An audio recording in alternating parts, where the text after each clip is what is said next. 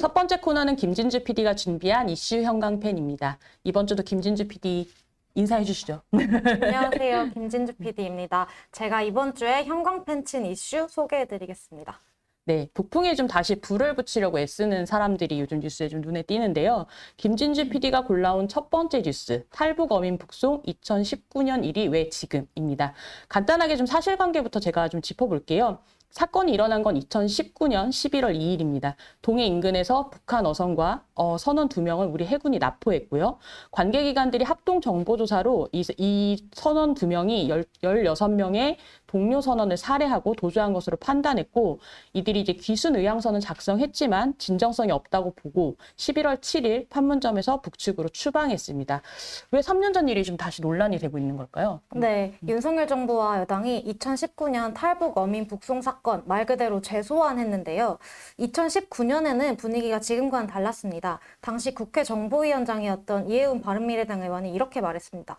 이거 듣고는 완전 영화 황해가 생각이 났다. 이런 사람들이 만약에 대한민국에 그냥 아무 처벌 안 받고 귀순으로 처리가 돼서 국민 속에 섞인다면 너무 끔찍하다는 생각했다. 그리고 김무성 당시 자유한국당 의원 이렇게 말했는데요. 난 잘 보냈다고 생각해요. 이런 흉측한 놈들 대한민국 국민으로 받아서 되겠습니까? 지금 성대모사 하시는 거 아니죠? 성대모사는 아니죠. 네. 네, 그런데 국정원이 최근 이 사건과 관련해서 서훈 전 국정원장을 검찰에 고발했습니다. 당시 합동조사를 강제 조기 종료시킨 혐의인데요. 정치권에서는 윤석열 대통령의 검찰 시절 측근인 조상준 국정원 기획조정실장이 전체적인 밑그림 그리고 있는 것 아니냐 이런 의심도 나오고 있고요. 국정원 고발 조치 이후에 통일부가 사진과 영상을 공개하기도 하고, 네, 그리고 저희가 사진 준비했는데, 그리고 외교부도 문재인 정부 때와 입장을 180도 바꿨습니다. 새롭게 밝혀진 사실은 없는데 정권이 바뀐 후에 이런 식으로 입장이 바뀐 건 아무래도 정무적인 판단이 섞인 게 아닌가 이렇게 볼 수밖에 없습니다. 여기서 사실 좀 주의 깊게 봐야 될 게 조상준 국정원 기조실장입니다. 이 사건이 다시 좀 재점화된 게 국정원 내부 조사로 시작된 건데, 이 조상준 기조실장이 윤석열 사단으로 분류되거든요. 이분이 사실 이제 아마 잘 아시는 분은 아실 텐데 김건희 씨 주가 조작 사건의 변호인이기도 하셨습니다. 그래서 윤 대통령의 측근으로 분류가 되는데, 근데 이게 좀 사건 당시부터 2019년 사건 당시부터 김정은 답방용 강제 송환이다 이러면서 약간 문재인 정부를 비판했던 이들이 있다고 들었어요. 네, 그게 바로 극우 보수 유튜버들인데요. 그 당시에 그 야당 이해운 의원이나 김무성 의원 입장과는 다르게 이들은 북한 어민 송환이 김정은 답방용이라고 주장했습니다. 그리고 이뿐만 아니라 2017년 도보다리 정상회담 당시 문재인 대통령이 건넨 USB 안에 핵발전소 기밀이 담겨 있다라던가, 그래서 문 대통령이 간첩이다 이런 식의 주장을 펼쳤는데요. 이게 어찌 보면 황당한 이야기인데, 그런데 현재 국정원이 당시 서훈, 김영철 한 라인을 집중 조사하고 있고 2017년 판문점 USB 분석한다는 보도가 나오고 있어요. 그래서 보수 유튜버들이 당시 제기했던 주장이 현실화되고 있는 셈이라고 볼 수 있습니다. 이게 당시에 좀 추방하는 게 옳았나 이런 걸 두고도 좀 공방이 벌어지고 있어요. 이게 아무래도 쉬운 문제는 아닌데, 옳았다고 주장하는 대표적인 인물이 정의용 전 청와대 국가안보실장이에요. 북송한 선원 2명이 탈북민이나 귀순자가 아닌 동료 16명을 살해한 엽기적 살인마다. 그리고 북한 이탈 주민의 보호 및 정착 지원에 관한 법률에서 중대한 범죄자에 대해서는 보호 대상자로 결정하지 않을 수 있다고 명시하고 있다. 귀순 의사의 진정성 없었고 나만의 증거가 없으니 범죄 처벌도 어려워서 추방이 최선이었다라는 입장입니다. 옳지 않았다라는 입장도 있죠. 네, 반면 방금 말한 그 북한 이탈 주민 보호법이 보호나 지원을 하지 않는다는 취지이지 북한 주민을 추방하는 근거가 될 수는 없다면서 옳지 않았다고 주장하는 입장도 있는데요. 귀순 의사의 진정성이 있었을 수도 있다. 그리고 무죄 추정의 원칙에 따라 대한민국이 받아들여서 재판받을 권리 보장해야 된다. 이런 주장입니다. 근데 저는 사실 이번에 이 뉴스 새롭게 따라가면서 좀 약간 놀랐던 것 중에 하나가 북한 국민도 우리 헌법상 우리 국민이다 이런 얘기가 있더라고요. 네, 헌법 3조 영토 조항을 근거로 우리 헌법상 명백한 대한민국 영토라서 북한 영토가 그 주민 모두가 대한민국 국민이라는 주장이고요. 그런데 또 1991년에 남북이 유엔에 각각 가입하기도 했잖아요. 이렇게 북한 주민을 대한민국 국민으로 보느냐 안 보느냐는 사실 아직 우리 경우에 헌법적으로 명확하게 판정된 게 없어서 입법 공백이다 이렇게 볼 수 있을 것 같습니다. 네, 이 뉴스 우리가 좀 왜 주의 깊게 봐야 될까요? 현재 아까 말씀드렸다시피 검찰 수사 진행 중이잖아요. 그런데 전 정부 뒤집기 수사라는 평가가 있다 보니 이 끝이 문재인 전 대통령을 향할 것이다. 이런 예측이 나오고 있습니다. 그리고 저조한 지지율이 지금 계속되고 있는데 그 해법으로 사정 정국에 돌입한 거 아니냐라는 해석인데요. 물가 같은 문제, 민생 이슈 급한데 전 정부 사정에 힘쓰는 게 옳은가 이런 비판이 나오고 있습니다. 그렇죠. 박지원 전 국정원장이 물가나 잡지 왜 나를 잡냐 뭐 네. 이런 인터뷰를 하기도 했는데 남북 관계에도 좀 영향을 미칠 것 같아요. 네, 국정원이 지금 문재인 정부 때 그 전에 진행되었던 남북관계 전반에 대해서 조사를 진행하고 있고요. 또 북한이 국정원과 나눴던 대화들을 감찰하고 전 국정원장을 고발하고 있는데 이런 식이라면 국정원이 대북 파트너로서 인정받기는 어려울 것 같습니다. 사실 이제 국정원이 대북 파트너란 얘기를 지금 김진주 PD가 했는데 박정희 대통령 때도 남북 대화 파트너가 이제 이후락 정보부장이었고 전두환 정권 때도 안기부 박철원 특보가 또 북한 방문해서 당시 이제 김일성 주석을 만나기도 했고 이렇게 좀 역대 남북 정부의 남북 관계를 보면 통일부가 약간 공식 라인이면 국정원이 좀 그렇게 약간 정보기관 사이에 이렇게 약간 물밑 대화를 하는 어떤 특수 관계였는데 이걸 지금 정치 이슈로 약간 끌어들여서 뭐 감찰 혹은 뭐 수사 이렇게 한다는 것 자체가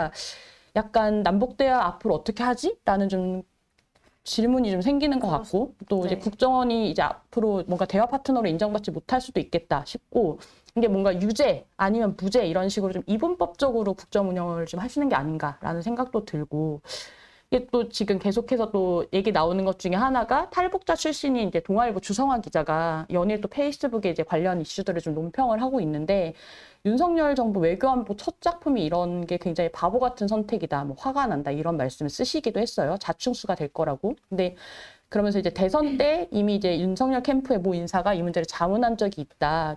그거에 대해서 이제 왜 고르고 고른 이슈가 이거냐라는 말을 쓰기도 했는데. 이제 저는 이 뉴스 좀 따라가면서 한편으로는 왜 이렇게 국민의힘이나 정부나 북한 인권에 이렇게 관심이 많으실까. 사실 이제 유호성 간첩 사건 조작 담당했던 검사가 이시원 검사인데 이시원 검사가 신임 정부의 그 대통령실 공직기강 비서관으로 임명이 됐거든요. 근데 이런 실제적인 인권 침해 사건에 대해서는 사실 이 정부가 그렇게 뭔가 사과를 하거나 이런 적이 없었던 것 같은데 뭔가 정부는 안 보이고 약간 거대한 검찰만 보이는 것 같은 게 제 착각이었으면 좋겠다는 생각이 좀 들고 다음 뉴스로 넘어가 보겠습니다. 구급이라 미안, 대통령과 원내대표의 꽂아넣기. 어떤 내용이죠? 네, 윤석열 대통령 지인 아들이 대통령실 시민사회수석실에서 구급 행정요원으로 일하고 있는 사실이 밝혀졌습니다. 그런데 이에 대한 권성동 원내대표의 핀트 어긋난 해명이 더 큰 파장을 불러오고 있습니다. 네, 우아무개 씨. 어떤 분이죠? 네, 프로필을 간단히 소개해드리면 일단 아버지가 강릉통신설비업체 사장이고요. 그래서 강릉 우사장으로 불린다고 해요. 그리고 아버지가 강릉시 선거관리위원이고 윤석열 대통령의 지인이라고 합니다. 그 아들인 우땡땡 씨는 강릉 권성동 의원 사무실에서 자원봉사를 한 이력이 있고 경선 당시 윤석열 후보에게 1,000만 원을 후원하기도 했습니다. 네, 그리고 윤석열 캠프와 인수위에서 활동했고 권성동 원내대표 추천으로 대통령실에 입성했습니다. 사실 이제 논란을 키운 권성동 대표의 해명이 또 네, 이게 네. 굉장히 총체적 난국인 해명을 했는데요. 내가 추천하고 나중에 장제원한테 물어봤더니 대통령실에 안 넣었다 그래서 내가 좀 뭐라고 했다. 나도 우 씨가 9급으로 근무하는 걸 이번에 처음 알았다. 난 그래도 7급에 넣어줄 줄 알았는데 9급에 넣었더라. 최저임금보다 조금 더 받는다. 내가 미안하더라. 최저임금 받고 서울에서 어떻게 사냐, 강릉 촌놈이. 저는 이제 한편으로 이거 보면서 국민의힘도 최저임금이 서울에서 생활하기에 굉장히 빠듯한 돈이구나라는 걸 좀 아시는구나 싶어서 좀 안심이 되기도 했는데 뭔가 이제 지인인 강릉 촌놈에게 보여주신 어떤 마음을 좀 다른 국민들한테도 좀 넓게 좀 써주시면 더 좋은 정치를 하실 수 있지 않을까 뭐 이런 생각도 들었는데 네. 꽂아줄 아빠 친구 없는 청년들이 굉장히 서러워하고 있고요. 뭐 그를 비롯해서 9급 공무원 준비생들이나 최저임금 받는 노동자들 많은 사람들을 상처받게 한 발언이었던 것 같은데 지금 그래서 인터넷에 공무원 시험 합격은 권성동 이거 밈 돌고 있고 노래하시는 거예요? 이미 돌고 있고 또 권성동 치면 에듀윌이 자동 완성되더라고요. 되게 부끄러워하시네요. 네. 근데 이제 뭐 그쵸 이 뉴스가 그래도 또 중요한 이유가 있죠. 아, 네, 근데 언급 안 한 게 있는데 네. 그 페이스북에 이런 글도 쓰셨어요. 그 민주당 정부가 25살 청년을 청와대 1급 비서관으로 임명한 것은 공정한 채용이었고 제대로 된 국정 운영이었냐라면서 그 저희 패널인 박성민 전 청와대 청년비서관 머리채 잡는 말을 하기도 했습니다. 네, 이따가 곧 이어질 3부에서 또 박성민 비서관님 모시고 얘기 더 자세하게 좀 나눠볼 텐데요. 네, 이 뉴스 중요한 이유 좀 짚어주세요. 네, 가장 일단 많이 얘기가 나오고 있는 게 공정성 문제인 것 같아요. 그 꽂아줬다라는 발언에서 보듯이 결국은 낙하산 논란에서 자유로울 수 없고요. 그 우땡땡 씨 아버지가 윤 대통령과 권성동 국민의힘 원내대표 지인이 아니었다면 대통령실은 물론이고 캠프에 들어갈 일이 없었을 건데 이게 대통령실이 다음 정치 행보에도 매우 중요한 정치적 자산이 될 수 있다는 점에서 네, 낙하산 논란을 자유로울 수 없을 것 같습니다. 사실 이제 뭐 다음 정치 행보뿐만이 아니라 뭐 이 이력서 한 줄로 또 무슨 다음 이제 뭐 사기업을 가더라도 또 이게 좀 눈에 띄는 이력이 될 거는 같아요. 근데 반복되고 있습니다. 굉장히 이런 사적 채용이. 네. 네, 지금 인원으로 정리하면 저희가 그래픽으로 정리해봤는데 총 8명이 논란이 되고 있는데요. 우선 초반에 논란됐던 게 김건희 여사가 운영했던 코바나 콘텐츠 출신 2명이 있고요. 유 씨, 정 씨. 네, 그리고 이원무 인사비서관의 아내 신땡땡 씨가 민간인 신분으로 전용기 탑승해서 비판받기도 했습니다. 이분은 채용은 뭐 논의는 했다고 하는데 채용되진 않았고요. 그리고 황땡땡 씨, 대통령실 시민사회수석실 행정관으로 일하고 있는데 아버지가 강원도 동해에서 전기공사 업체를 운영하고 이 아버지가 윤 대통령과 오래된 친구 관계라고 합니다. 그리고 또 외가 육촌 있죠. 최 씨. 네. 대통령실 부속실 산하 선임행정관으로 근무하고 있고 그래서 윤 대통령이 이 최땡땡 씨에 대해서 후보 시절부터 선거운동을 해온 동지다 이렇게 말하기도 했습니다. 그리고 또 안 씨. 네, 문재인 전 대통령 경남 양산 사저 앞에서 시위를 벌여온 유튜버 안정권 씨의 누나가 대통령실 일하고 있는 것으로 밝혀져서 논란이 됐었습니다. 네, 그리고 또 가장 따끈따끈한 단독이었습니다. 주 씨. 네, 어제 또 이런 보도가 있었는데요. 대통령 부속실 6급 직원 주땡땡 씨가 주기환 전 국민의힘 광주시장 후보의 아들로 밝혀졌어요. 주기환 전 후보는 윤석열 대통령이 검찰 근무할 때 수사관으로 일했던 인물입니다. 네, 그러니까 사실 다른 것보다 좀 태도의 문제인 것 같아요. 네, 대통령실이 계속 입장을 내놓고 있는데 사적 채용이라는 말에 동의하기 어렵다. 그리고 오늘은 대선 승리를 위해 일한 이들에 대한 역차별이다. 이런 발언까지 했는데요. 이게 억울하다는 생각이 들 수도 있지만 인사 논란이 반복되는 만큼 국민 눈높이에 맞는 인사였는지 좀 지적을 수용하는 태도가 필요한 것으로 보입니다. 사실 인사라고 하는 게 메시지잖아요. 대통령이 이제 사람 쓰는 걸로 권력을 행사하는 자리고 그것 때문에 이제 어떤 자리에 누구를 임명한다는 것 자체가 나는 이렇게 통치하겠다라고 하는 어떤 비전, 방향 이런 걸 좀 국민한테 보여주는 메시지가 되는데 뭔가 인사 관련해서 장관급만이 아니라 이런 대통령실 직원들도 계속 논란이 좀 되고 있어요. 이제 이 5년짜리 프로젝트 팀이 어떻게 굴러갈 것인가 뭐 이거에 대해서는 저희가 3부 패널 토론에서 좀 더 자세하게 다뤄보겠습니다.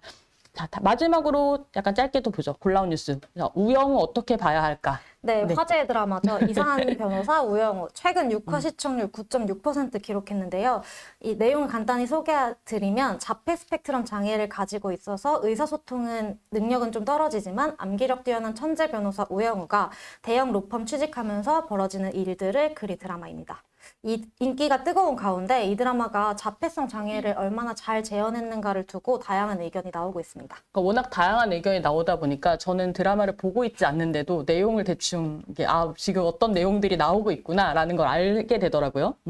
그동안 한국 드라마나 영화에서는 자폐에 대한 이해보다는 그 자폐인 당사자와 가족이 경험하는 불행에 주로 초점을 맞췄는데요. 뭐 예를 들면 마라톤 이런 영화 유명했잖아요. 그런데 우영우 드라마에는 좀 특이하게 이런 대사 나옵니다. 자폐의 공식적인 진단명은 자폐 스펙트럼 장애입니다. 스펙트럼이란 단어에서 알 수 있듯이 자폐인은 천차만별입니다. 우영우 드라마는 이렇듯 시청자들에게 자폐를 더 정확하고 실질적으로 이해할 기회를 제공했다는 호평을 받고 있습니다. 근데 이제 좀 그럼에도 불구하고 어쨌든 우영우와 같은 고기능 자폐가 자폐를 대표하는 이미지로 이제 미디어에서 자꾸 재현되는 것 자체에 대한 문제제기도 또 있어요. 네, 자폐 당사자 모임 에스타스가 성명서를 냈는데요. 주인공 우영우가 천재 변호사로 설정된 것이 장애인에 대한 차별적 시선을 불러일으킬 수 있다라면서 비판 목소리를 냈습니다.